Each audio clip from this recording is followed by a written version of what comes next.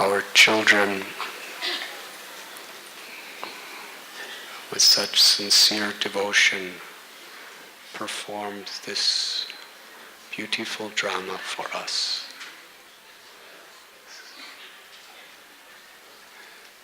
So I'd like to say something about the drama.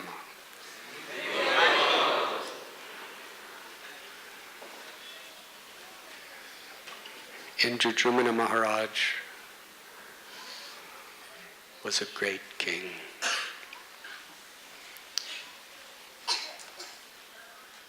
He had inconceivable wealth, extraordinary power. He was very strong. He was young. He was loved. He was loved by practically everyone in the world. He had no elections he had to campaign for.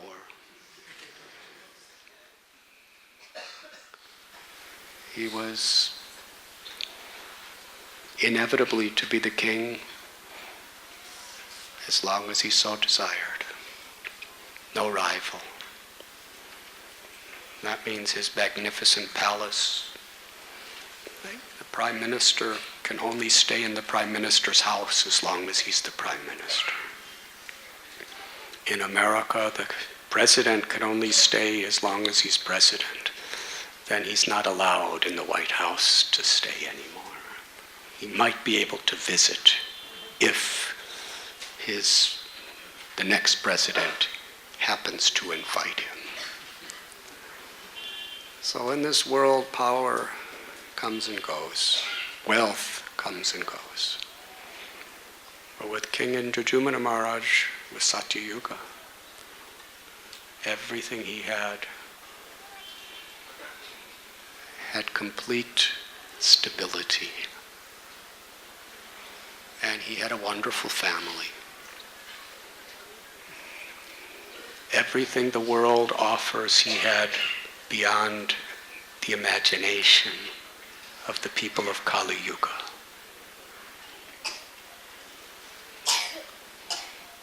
But when he heard from a great sage that the Supreme Lord in the form of a deity, Nilamadeva, was somewhere on this earth, nothing else meant anything to him. He was yearning, longing, crying to give his heart and his life to the Lord.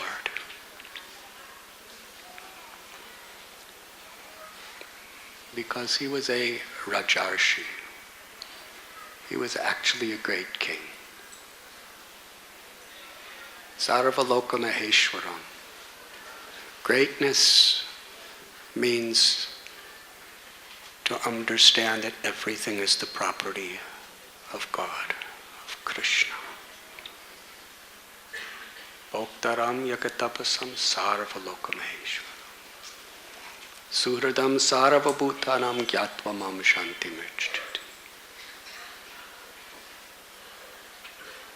As long as we have this misconception that anything is mine,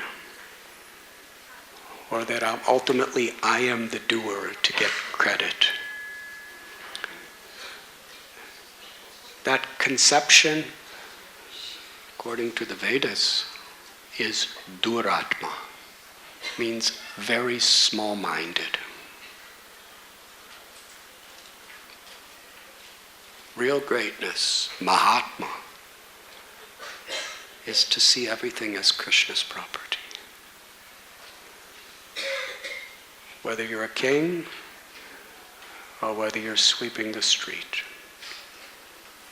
that has nothing to do with greatness. It's that humility, detachment, and devotion that makes a person great.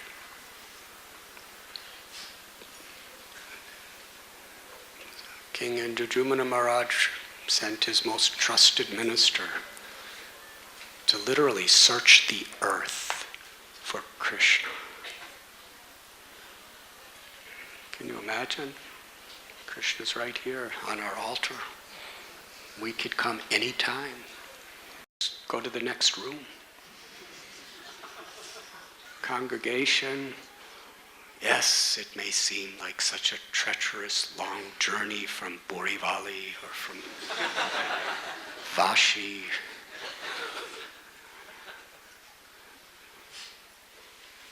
But Vidyapati was willing to search the earth, and he did.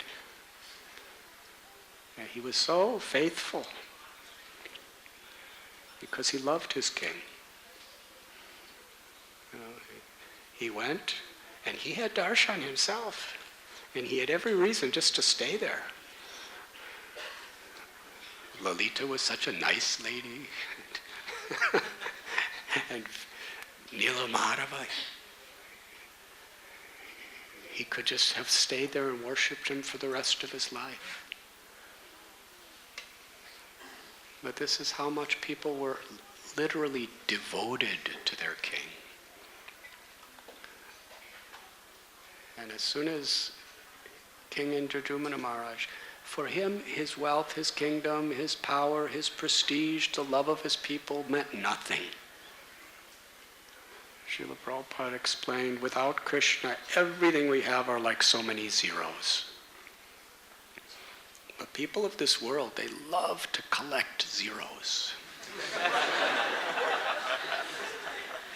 It's the fashion. It's the goal of life. Who can collect the most zeros?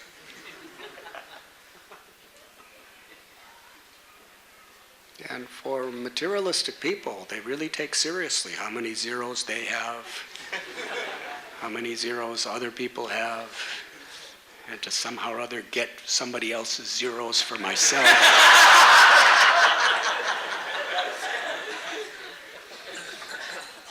Like that, yes. This person, look at how many zeros. I need to get those zeros. People declare, people die, and tens and millions of people are without their family members, just to acquire some more zeros. No, this is my zero. No, my zero. But for a devotee of the Lord, it's all zeros. So if you have 10 trillion zeros, what's the value of it? If you multiply your 10 trillion zeros with 30% interest, what is the value of what you have? From a spiritual perspective, from a material perspective, it's quadrillions of zeros. From a spiritual perspective, it's zero. Whether you have 1 zero or billions of zeros, it has the same value. Zero. But when we have love for Krishna, devotion to Krishna, Krishna is the one supreme absolute truth. When we place that 1 in front of our zeros, it gives value to everything. Eternal value. Whatever intelligence we have, whatever money we're using in his service, whatever abilities we're using in his service, whatever properties we're using in his service, it all has infinite value. Kolavecha Sridhar, he was living in that little straw hut, no furniture, slept on the floor. This one little broken up, rusted water pot was practically his only possession. And yet Lord Chaitanya said, you have such great wealth, but you are hiding it. Someday I will expose it. Now Lord Chaitanya is Lakshminath, the husband of the goddess of fortune. He knows what wealth is.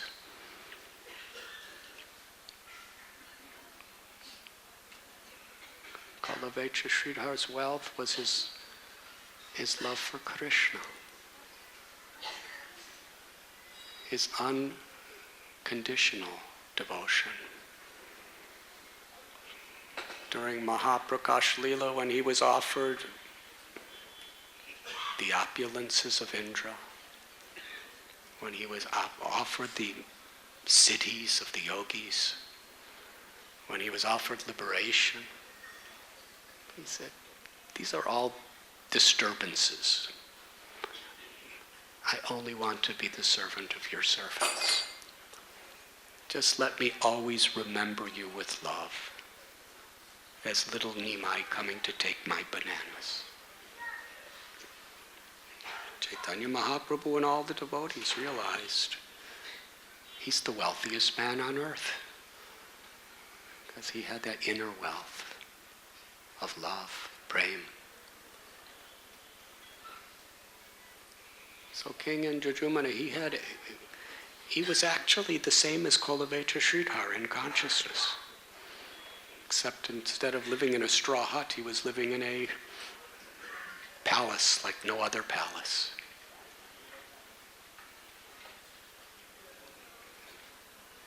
Instead of selling banana leaves, he was ruling the world.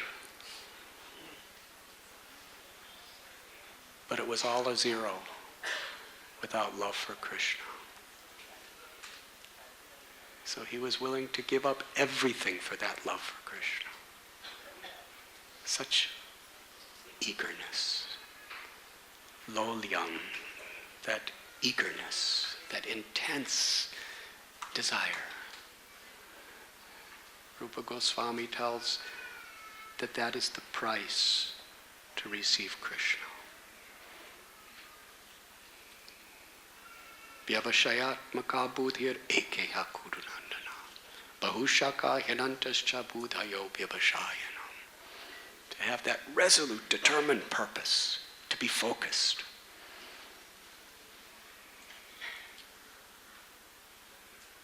To love Krishna, to serve Krishna, to be with Krishna. It's an anxiety. But it's an anxiety that breeds ecstasy, nourishes the deepest instincts of the love of the soul. And this was the quality of Indrajumana Maharaj. And because he had that desire, Krishna was always putting him in more anxiety to increase his love, to increase his eagerness. He never gave up. As the children showed, he left everything to go to Nilamadeva. He was willing to move his whole kingdom to wherever Nilamadeva was. Yes? Could you imagine? He really considered himself the servant. If this is where Krishna is, it's not for me to take Krishna back to me. We'll move the whole kingdom to where Krishna is. But when he went there, Krishna sent the sandstorm. Or was this Gopal's fun school that performed this play? Anyways, Gopal's fun schools explained it to be a cyclone. Yes?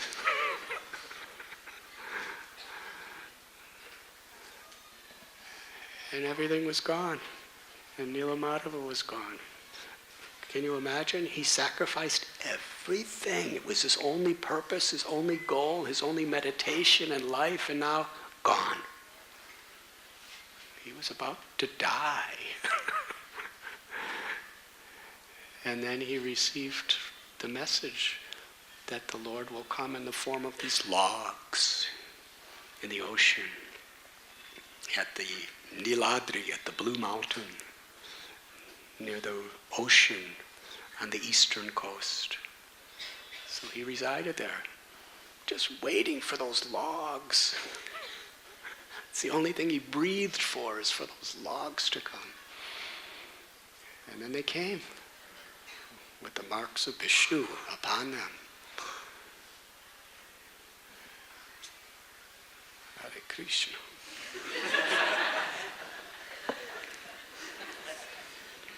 Thank you, Prabhu.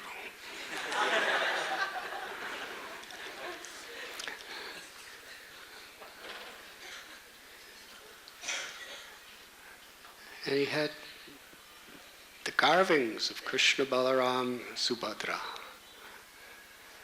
And what was his anxiety then? To see them. He'd be outside just listening to the chipping away. And then there was no chipping anymore. What was his eagerness? His eagerness completely surpassed his intelligence. And he went into the room even though he knew he wasn't supposed to be there. And it appeared like unfinished deities. Then again, I ruined everything. So many obstacles.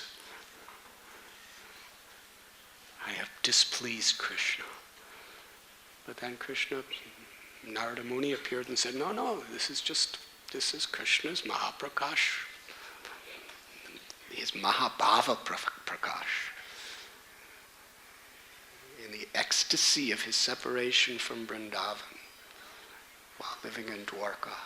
This is how their bodies transformed. And I saw that form long ago. And I prayed that somewhere in the world, this form of Krishna in his ecstasies of separation with his brother and sister would give liberation to the world. And now it is coming true. Indradyumna Maharaj, according to the Lord's wish, Narada Muni's vision, he installed the Lord, built a temple, and from the place where the Lord was given his Abhishek, there was a Rath Yatra for the Lord to enter his temple.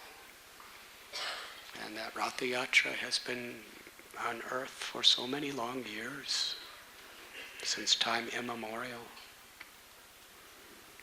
And even today, between 800,000 and 1 million people are on the same road at the same time to see Jagannath, Baladev, and Subhadra in the Rath Yatra.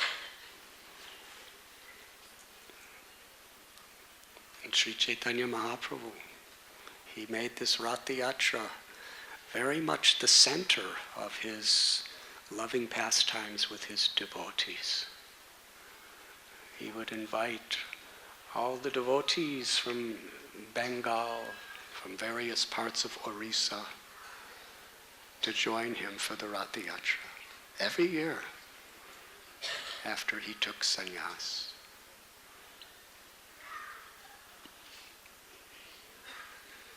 But first he taught people how, in order to actually appreciate the Rath Yatra, we have to clean our hearts.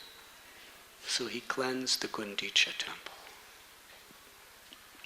And after thoroughly cleansing Gundicha, and then thoroughly cleansing the Narsingha temple beside it, with all of his most confidential devotees, Sri Chaitanya Mahaprabhu was so happy. He was beyond himself in bliss. Because he and his devotees together cleaned. That was their greatest happiness, cleaning. The Supreme Lord, Swarup Damodar Goswami, Gadadhar Pandit, Advaitacharya, all these great souls, Nityananda Prabhu, they were sweeping and washing and cleaning. The most simple menial service anyone can do. It's a beautiful pastime. These are some of the greatest scholars, the greatest incarnations, the greatest renunciates, the greatest gurus. And they were sweeping. Anyone could sweep. Anyone could wash. What was it that gave them so much happiness? They were doing it together for Krishna. Simplicity, we have been discussing this. Simple heart. Just being together, whether we're seeing a drama, chanting the holy names, cleaning a floor, distributing books, doing Harinam Sankirtan, cooking, cleaning, organizing. Really doesn't matter what we do. What matters is we're pleasing Krishna. We're together pleasing Krishna. That's what Chaitanya Mahaprabhu taught us. And he was in so much happiness. He told Swarup Damodar Goswami to lead kirtan. When Swarup Damodar Goswami would chant, Sri Chaitanya Mahaprabhu went into his most intimate, highest spiritual happiness. Because Swarup Damodar Goswami knew exactly what was in Lord Chaitanya's heart, and he would sing accordingly. He was perfectly tuned to the Lord's bhav, or his love. So Sri Chaitanya Mahaprabhu had the devotees chanting so loud. They made a circle around him. He danced. When Lord Chaitanya was cleaning the Gundicha temple, he was so happy doing it. He was cleaning it with his tears. And he was bathing all the devotees with his tears. Krishnadas Kaviraj Goswami said his tears were falling like the rains in the month of Shravan. Do you remember some years ago we went to Rath Yatra together and the monsoon rains were pouring down for a good portion of the parade? How many were there for that? Please raise your hands. It was a storm, massive storm. The rain was pouring down, and pouring down. And where do you go? Jagannath is there, and we're here, and there's about 1 million people all around us. There's no umbrellas or rooftops. We just danced and chanted in the rain. Literally, that's the way Lord Chaitanya's tears were falling. Hare Krishna. You may say, how could 2 eyes cry like that, like a monsoon rain? It's a good question. But this is Achintya Shakti, the Lord's inconceivable potency. Because what were those tears? Those tears were the manifestation of Sri Radha's love for Krishna. Radha bhavaduti supalitam nomi Krishna swarupam. Chaitanya Mahaprabhu is Krishna with the bhava, the mahabhava, the love of Sri Radha, and her beautiful golden complexion. So as he was bathing all the devotees with his tears and he was jumping so high, another inconceivable thing, when he would jump high and he would come down with his bare feet on the ground, the entire earth planet shook. How wonderful.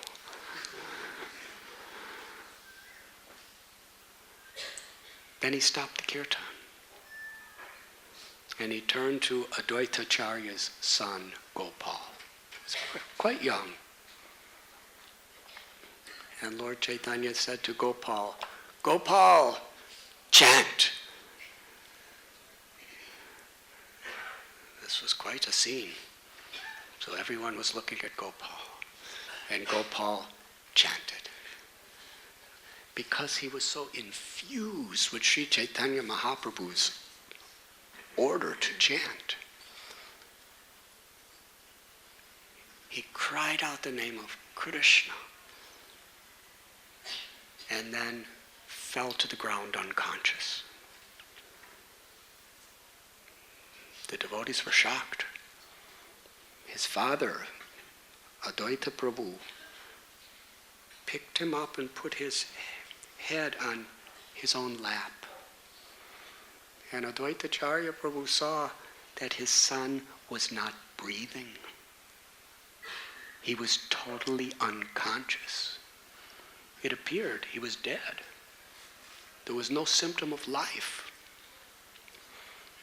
So Advaita began to loudly cry out the names of Lord Narsinghadev. And all the devotees came around in a circle around Advaita Acharya, who had his son in his lap. They were mortified. They loved him so dearly. Gopal. Intensely they were crying out the holy names of Krishna, trying to invoke Krishna to bring life back to this boy. But he remained lifeless, breathless. Advaita Acharya cried, the natural crying of a father for a son, but not just an ordinary son, a dear, dear associate of the Supreme Lord. Advaita was crying. Every single one of the devotees cried as they were chanting louder and louder from the core of their hearts Krishna's holy name. Hare Krishna, Hare Krishna, Krishna Krishna, Hare Hare, Hare Ram, Hare Hare. To see their beloved Gopal apparently gone, and to see their beloved Advaita Acharya in the agony of losing his son, this is how they were chanting. Lord Chaitanya is the one who told him to chant. Why did he do that? The same reason he disappeared as Nilamadhava, to increase the intensity of the eagerness of his devotees. How? What kind of kirtan that was? Such an eagerness, such an urgency as they cried out Krishna's names. And then when everything was totally hopeless and helpless, Lord Chaitanya looked at little lifeless Gopal and said, Gopal, stand up. Gopal opened his eyes, started breathing, and he just looked at the Lord. I guess he stood up. And when the devotees saw that, more loudly, more enthusiastically, more lovingly did they all together call out,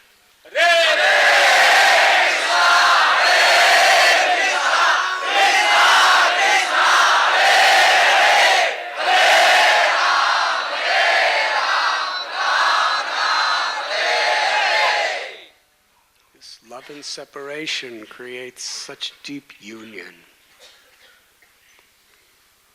A few days ago, on Shivaratri, I went to the Yoga Pit, the birthplace of Sri Chaitanya Mahaprabhu. Every year I go there with some of my dear friends, and there's the well, it's a secret, so I can't tell you.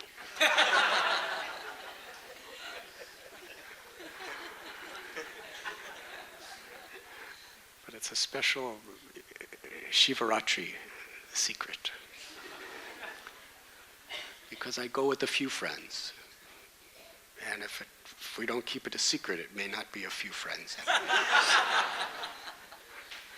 But while I was there, I had the beautiful darshan of the beautiful Murtis, Bhakti Vinod Thakur, Srila Bhakti Siddhanta Saraswati Thakur. Thakur Bhakti Vinod discovered the birthplace. And although he was a justice advocate in the British courtroom system, a great scholar, a guru, after he found the birthplace and confirmed it on the basis of scripture, on the basis of ancient geographical maps, on the basis of the confirmation of the greatest saints in the world, a little field occupied by people who were not even Hindus. And right in the spot where he saw a light and realized, according to the scriptures and maps, he went to that spot and it was profusely growing with tulsi plants. He brought Jagannath Das Babaji. Could this be the place? Jagannath Das Babaji, who was carried in a basket, who had not walked. He was 120 years old. He had not walked in decades. His servant put down the basket he used to carry, and he jumped into the air and danced. Yes, this is the birthplace of Sachinandan, the son of Sachi. Bhaktivinoda went house to house, asking everyone for 1 rupee to build the temple. And a newspaper at the time said, who can refuse Kedaranath Dutt when such an esteemed, exalted person is begging house to house to build a temple for his beloved Lord? Srila Bhaktisiddhanta Saraswati Thakur developed it. And on the main altar there are 3 deities. Lakshmi Devi, Vishnu Priya, and in the center, Sri Chaitanya Mahaprabhu. And as I was standing before them with folded palms, I was thinking, as I was looking at Lakshmi Devi, I hope she was looking at me.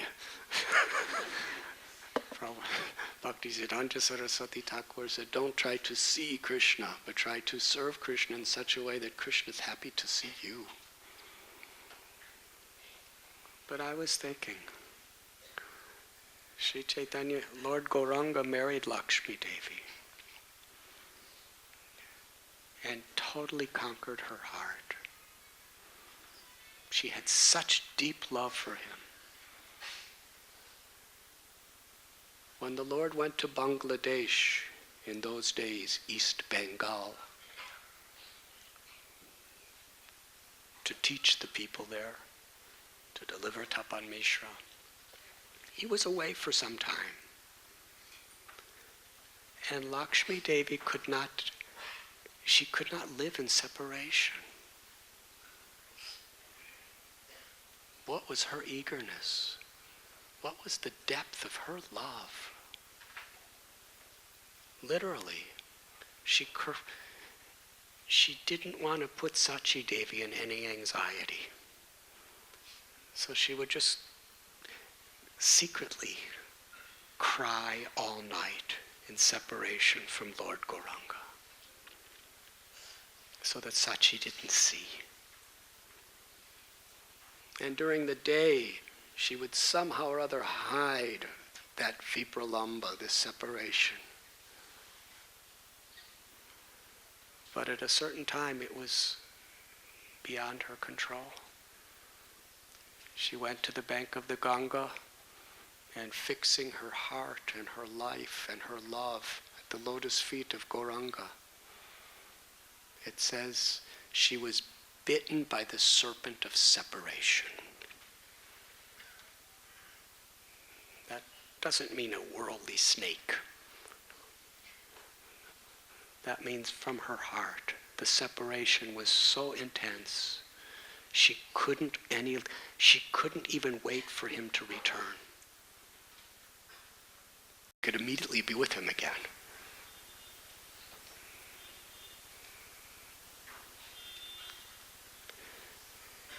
Lakshmi and Vishnu Priya are expansions of Radharani. They are the Shakti. They are expansions of the Hladini Shakti, the pleasure potency of the Supreme Personality of Godhead. And although Lord Chaitanya is Krishna in the mood of Sri Radha's love, as his Shaktis, they were seeing him like Radha sees Krishna. She couldn't live without him. Sri Chaitanya Mahaprabhu came home, and Sachi Mata, everyone was so happy that the Lord finally returned. He was joking with everyone, and Sachi Devi was she was in so much pain that her daughter-in-law had left, because she loved Lakshmi so dearly.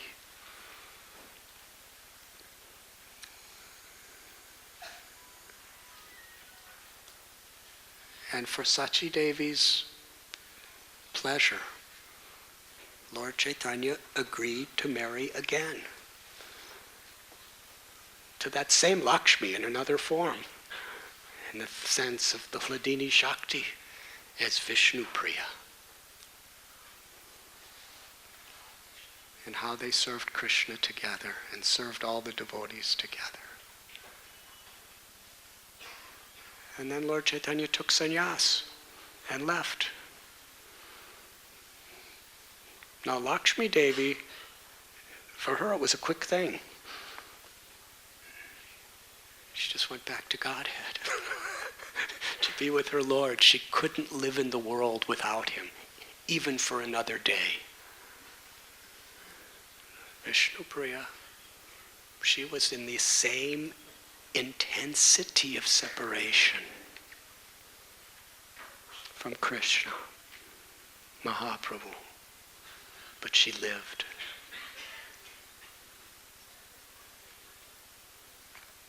She lived 24 hours a day, practically couldn't eat or sleep her whole life, only crying in separation of Lord Chaitanya.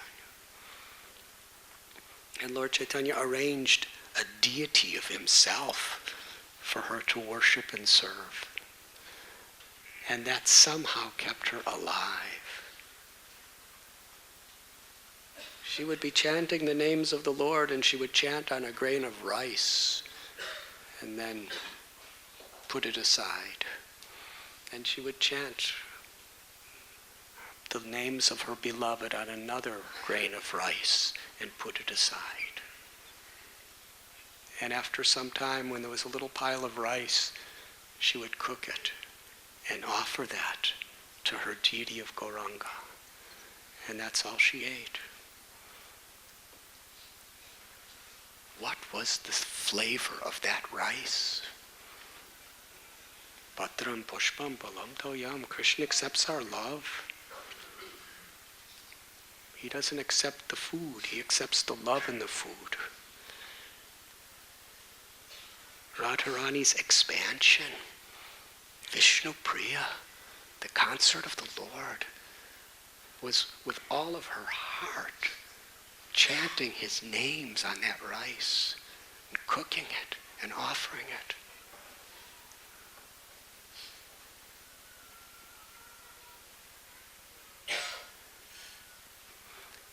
And then Sri Chaitanya Mahaprabhu himself, when he was in Puri, he completely assumed within his heart that quality of his Hladini Shakti. Lakshmi Devi cried and died in separation from Krishna. Vishnu Priya cried the rest of her life in separation from Krishna, in the form of Chaitanya Mahaprabhu. And then Chaitanya Mahaprabhu himself, the last 12 years of his life in Gambhira, was constantly crying in separation from Krishna. Mahaprabhu was tasting the same sweetness of Lakshmi Devi's love and separation, of Vishnu Priya's love and separation. to the highest degrees, to the highest dimensions.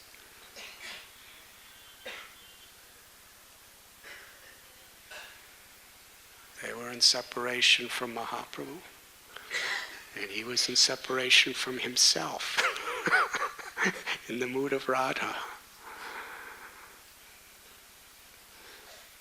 So as I was looking at these three deities, I was thinking, this love and separation is so deep, and it's so profound, and it's so wonderful. This eagerness.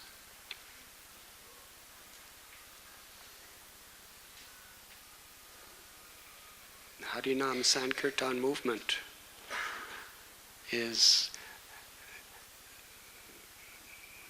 the nourishment to bring about this union in separation, this highest dimension of love.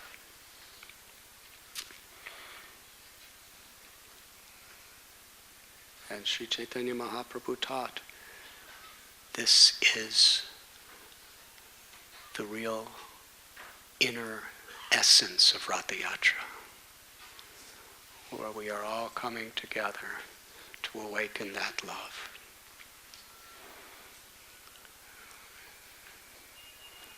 And to conclude, I'd like to invite all of you to come to join us for Ratha Yatra this year.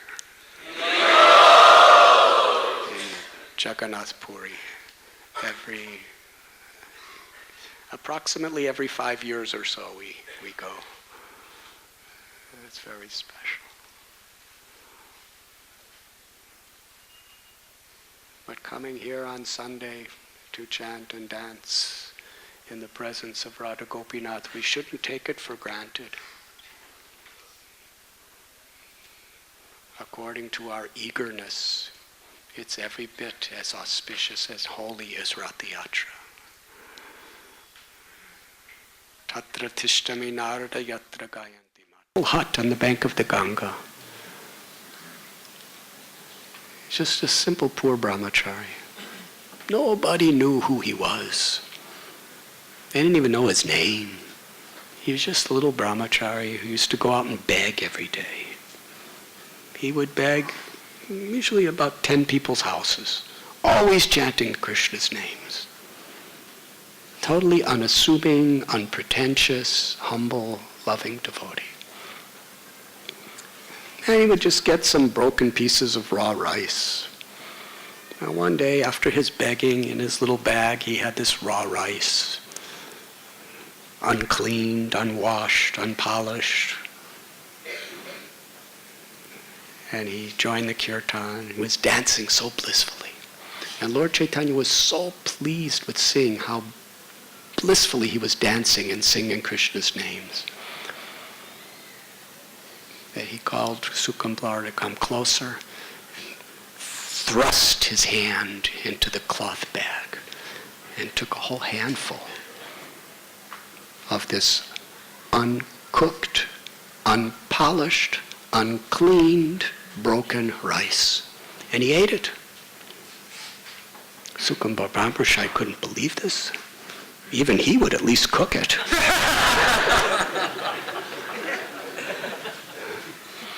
And the Lord liked it so much, he thrust his hand in again and took more and more and more.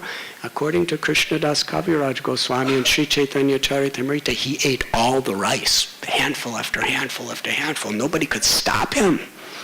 This was his eagerness to taste the sweetness of the love of his own devotee. Then Sri Chaitanya Mahaprabhu, he glorified the holy names. He gave this verse, Harinama, Harinama, Harinama eva kevalam kalo nasteva, nasteva, nasteva gatir anyata. In another place he tells that his own guru, Ishwarapuri, gave him this verse to meditate upon. That in this age of Kali, to gain that highest realization of ecstatic love of God, the way is to chant the holy names. Nasteva, Nasteva, there's no other way. And he was explaining this verse. It's written there in Chaitanya Charitamrita. The Adi Lila Nasteva, Nasteva, Nasteva 3 times is for emphasis.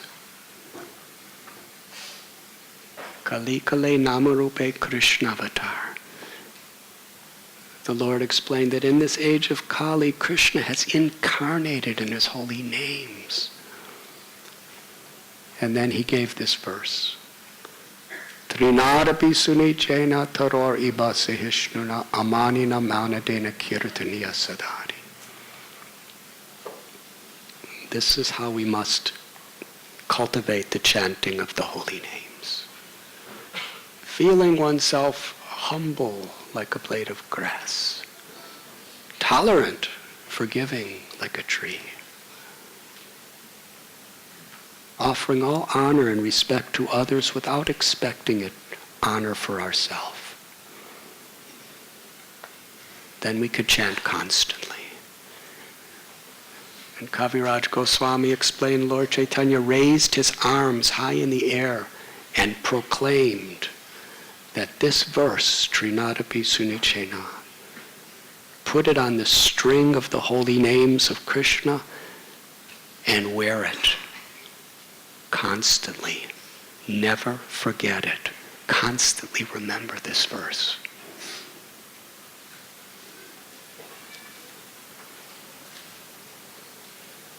And through this instruction to chant the holy names in this spirit, Sri Chaitanya Mahaprabhu opened the doors for everyone, anyone. This Rupa Goswami said, the sign of an advanced devotee is that they do not have the tendency to criticize others.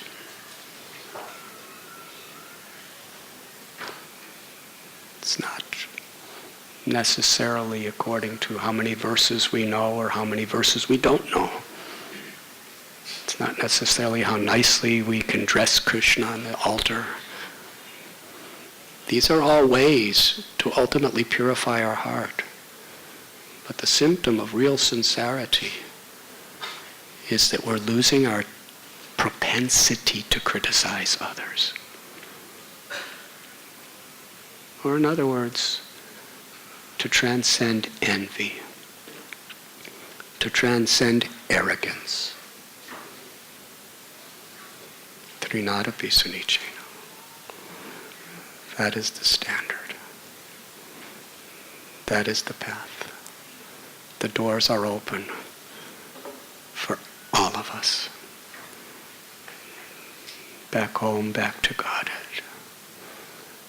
Chant Hare Krishna and be happy. And now we will hear from His Holiness Chandramauli Swami Maharaj.